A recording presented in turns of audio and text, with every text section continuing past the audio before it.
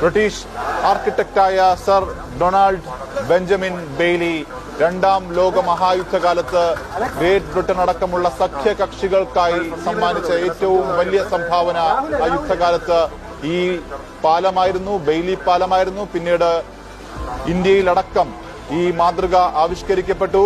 ഏറ്റവും ഒടുവിൽ നമ്മൾ കണ്ടത് സിക്കിമിലെ ഗാംഗ്ടോക്കിലാണ്. അന്ന് നേരത്തെ സൂചിപ്പിച്ചതുപോലെ 3 ദിവസം കൊണ്ടാണ് 72 അടി ദൂരത്തിൽ പാലം സജ്ജമാക്കിയതെങ്കിൽ നമ്മുടെ മുണ്ടക്കൈയിൽ 85 അടി ദൂരമുള്ള പാലം ഏകദേശം 36 മണിക്കൂറുകൾ കൊണ്ട് പൂർത്തിയാക്കിയിരിക്കുന്നുള്ളതാണ്. യുദ്ധകാല അടിസ്ഥാനത്തിൽ തന്നെ ആ നാടുകളെ ബന്ധിപ്പിച്ചുകൊണ്ട് ഒരു പാലം സജ്ജമാക്കിയിരിക്കുന്നു.